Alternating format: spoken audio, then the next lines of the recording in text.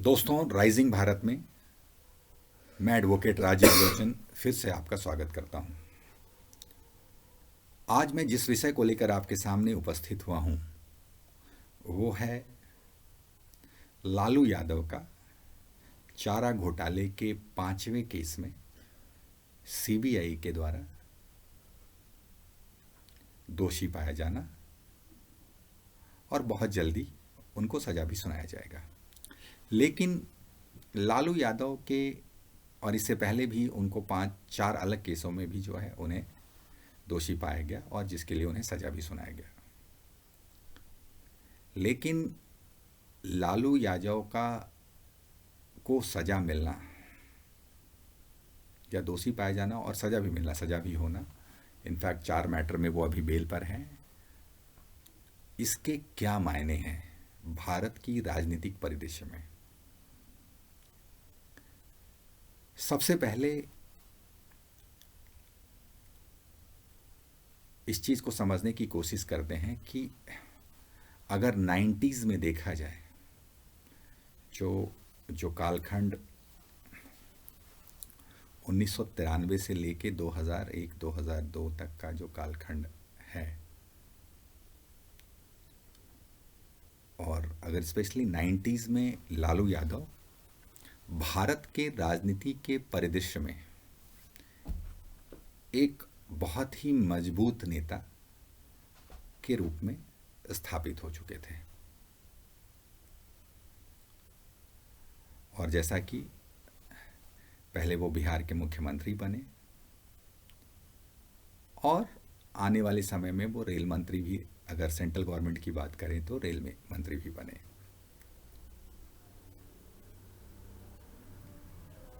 लेकिन सबसे इम्पॉर्टेंट बात, इस बात को समझने की ज़रूरत है कि जब राजनीतिक परिदृश्य में लालू यादव अपने पीक पर थे, जब कहते हैं, वैसी स्थिति में कहीं ना कहीं उन्होंने अपने पद का दुरुपयोग किया और उसी समय जो है चारा घोटाला है कि सरकार की अलग अलग ट्रेजरी से मतलब, जिसका मतलब आप बताते हैं कि जहां जहां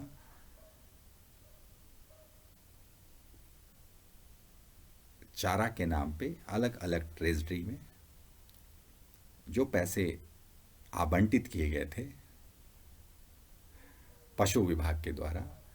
उस पैसे का जो है कहीं ना कहीं दुरुपयोग किया गया या भ्रष्टाचार के द्वारा उस पैसे को निकाला गया। एक बहुत इंपॉर्टेंट बात यहां पे समझने वाली बात है कि इस एपिसोड में लालू यादव के साथ कई ब्यूरोक्रेट्स भी इन्वॉल्व हैं और उनको भी दोषी पाया गया है। तो सबसे पहले ये बात को समझने की ज़रूरत है कि लालू यादव के को जिस तरह से सीबीआई कोर्ट द्वारा अलग अलग मुकदमा में दोषी पाया गया, इससे एटलीस्ट राजनीतिक परिदृश्य में एक मैसेज बहुत क्लियर हो गया है कि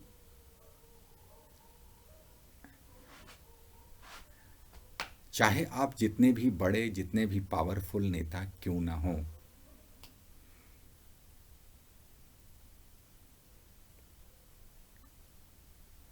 अगर आप कानून के दायरे में आ गए और अगर आपने भ्रष्टाचार किया है तो समय कितना लग जाए ये एक अलग बात है। नेचुरल है, जो ट्रायल की प्रोसीडिंग्स है वो, क्योंकि सज़ा ये 90s की बात है और 2022 में आके सज़ा हो रही है, तो करीब करीब हम 25 साल देख सकते हैं।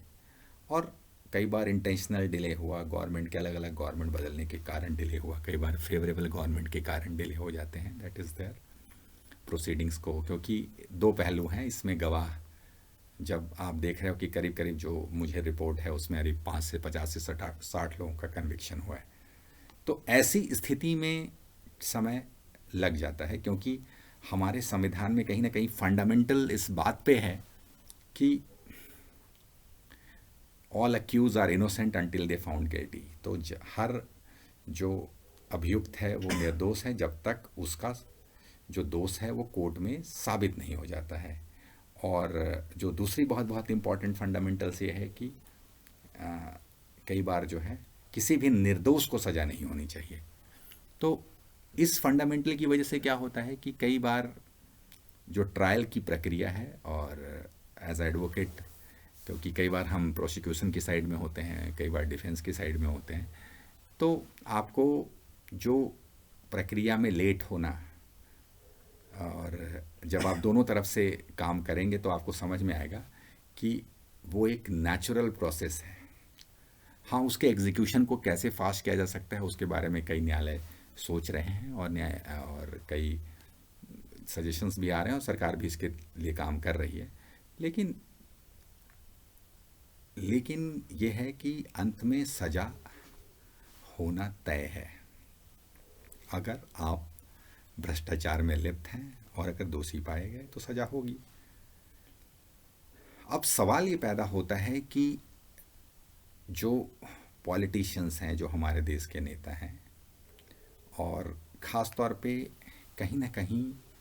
समाज जो है भ्रष्टाचार के मामले को बहुत कैजुअल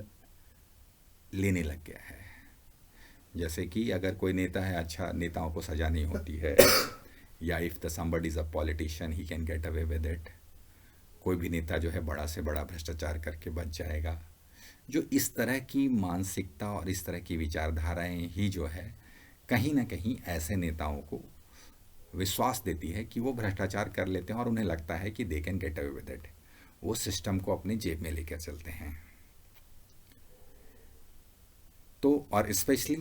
नेचुरल है, क्योंकि कहीं ना कहीं ये कॉन्फिडेंस जो है किसी भी नेता के लिए, जो ये कॉन्फिडेंस का होना कि I can get away with it, और इसी कॉन्फिडेंस में क्या होता है कि हम गलतियां करते हैं, और जिसके जो कहीं ना कहीं, तो इस वजह से जो है अगर बिहार की राजनीति में देखा जाए, पॉजिटिव और नेगेटिव के बारे में मैं विश्लेषण अभी नहीं करूंगा कि लालू यादव ने बिहार की राजनीति में क्या पॉजिटिव किया और क्या नेगेटिव किया, लेकिन कहीं ना कहीं वहाँ की सोशल इंजीनियरिंग का जो कॉम्बिनेशंस उन्होंने क्रिएट किया, और कहीं ना कहीं उसका इम्पैक्ट जो है बिहार की राजनीति में 15 से 20 साल रहा, और नेगेटिव इम्पैक्ट ज़्यादा रहा, पॉजिटिव इम्पैक्ट कम रहा। लेकिन उस सोशल इंजीनियरिंग से जो लीडर्स निकल कर आया है वो थे लालू यादव। और हिम्मत देखिए कि पहले वो खुद मुख्यमंत्री रहे, और जब ये चारा घोटाला हुआ तो उसके बाद उन्होंने जो है जब इससे अपने पद से रिज़ाइन दिया और अपनी पत्नी को जो है वो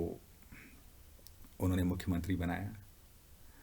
और आने वाले समय में आप देखेंगे कि उनके इनफैक्ट पिछले टर्म में जो है उनके लड़के वो भी मंत्री रहे। तो ये समझने की बात है कि प्रजातंत्र में लालू यादव कहीं ऊपर से आसमान से नहीं आए, वो भी उसी समाज का हिस्सा है। लेकिन जिस तरह से समाज में करप्शन को पार्ट ऑफ द लाइफ समझ लिया कि इट इज़ एक्सेप्टेबल, नेता है तो करप्शन करेगा, पैसा बनाएगा, जो लोग जो है जहाँ पे जो लोग के पास ढंग के कपड़े नहीं होते थे, ढंग के चप्पल नहीं होते थे, और आज वो नेता ऐसे हैं जिनके पास हजारों करोड़ों की अकूट संपत्ति है। तो वो पैसा कोई सैलरी से नहीं आई है, कोई उनके वेतन का जमा किया हुआ पैसा नहीं है। सवाल है कि कई बार आप पकड़े जाते हैं, कई बार आप पकड़े नहीं जाते हैं, लेकिन जैसे जैसे आने वाले समय में व्यवस्थाएं बदलेगी, समाज बदलेगा, तो एक्शन लिए जाएंगे, और उस एक्शन का जो नतीजा है कि कहीं ना कहीं आज लालू यादव बुढ़ापे में है और कहीं ना कहीं उनका पॉलिटिकल करियर जो है वो पूर्ण विराम की तरफ जा रहा है। और ऐसे में एक और केस में जो है उनका जो है कन्विक्शन हो जाना, दोषी पाया जाना, और शायद उसमें जो है वो जेल चले गए हैं, जहाँ तक कि मुझे है कि उन्हें सरेंडर करना पड़ा है, और वो जेल जाएंगे और आने वाले 1 या 2 दिन में उनकी सज़ा भी सुनाई जाएगी। तो लालू यादव के दोषी पाया जाना और उन्हें सज़ा का मिलना, बाद में हो सकता है कि वो बेल के लिए फ़ाइल करें और, लेकिन 5 केसेस में यहाँ पे कोर्ट बहुत इम्पॉर्टेंट चीज़ है कि इस जजमेंट की जो लीगल फील्ड में जो मैं एक बात आपको कहना चाहता हूँ कि इसमें जो सीबीआई कोर्ट ने सज़ा दिया है, नॉर्मली बहुत सारे केसेस में ऐसे होते हैं कि उसमें पैरेलल सज़ा चलती है, लेकिन लालू यादव के केस में जो पिछले 4 केसेस में जो उन्हें सज़ा दिया गया, जो करीब करीब शायद 22 से 27 साल के बीच की जो उनकी सज़ा की अवधि है, करीब करीब 20 से 22 साल की सज़ा की अवधि है अलग अलग केसेस में। तो अगर हम इन चीज़ों को अगर हम देखते हैं कि उनकी सज़ा की अवधि अलग अलग है, तो उस हिसाब से अगर देखा जाए तो कहीं ना कहीं लगता है कि लालू यादव को लाइफ टाइम जेल में रहना पड़ सकता है। अगर टेक्निकली हम देखें कि अगर उम्र के हिसाब से अगर देखा जाए, बाकी जिस तरीके से उन्हें पिछले 4 मैटर में उन्हें बेल मिला हुआ था और वो बेल पे बाहर थे, लेकिन जब 5वें में फिर से कन्विक्शन हो गया तो उन्हें दोबारा जेल जाना पड़ेगा। तो मैसेज यहाँ पे क्लियर है कि समाज बदल रहा है, सिस्टम बदल रहा है और हालात बदल रहे हैं। धीरे धीरे जुडिशियल प्रोसेस भी जो है वो ट्रांसपेरेंट होता जा रहा है, और आने वाले समय में जो है जुडिशियल प्रोसेस या लीगल प्रोसेस जो है वो उसमें टेक्नोलॉजी का बहुत ज़्यादा इस्तेमाल होगा, और जिसके कारण से स्पीडी ट्रायल होंगे। तो ये मैसेज अब बहुत क्लियर है इसके द्वारा कि अगर कोई भी नेता, कोई भी पॉलिटिशियंस अगर ये गलतफहमी में है कि वो भ्रष्टाचार करके बच जाएंगे, तो ये सोच उन पे बहुत भारी पड़ने वाली है। इसलिए मेरे लिए ये विश्लेषण करना बहुत ज़रूरी था कि लालू यादव के सज़ा, दोषी पाए जाना और उनको सज़ा सुनाया जाना, इसके मायने ये हैं कि समाज जो है वो बदलाव की तरफ जा रहा है, और धीरे धीरे जो भ्रष्टाचार का एक समय काल, एक कालखंड ऐसा था कि घोटाले पे घोटाले, घोटाले पे घोटाले, ठीक है, भ्रष्टाचार जो है वो पॉलिटिशियंस का जो है एक नॉर्मल एक्सेप्टेंस हो गया, एक सामाजिक एक्सेप्टेंस हो गया कि corruption is a part of life. लेकिन अब धीरे धीरे सिस्टम में बदलाव आ रहा है, और यह एक अच्छा बदलाव है, और आने समय में आपको कई ऐसे नेता हैं जो इसी तरह के अलग अलग कांडों में दोषी पाए जाएंगे, और उनको आपको सज़ा पाते हुए भी आप देखेंगे। अगर आपको मेरा विश्लेषण पसंद आया तो लाइक करें, शेयर करें और सब्सक्राइब करें। धन्यवाद।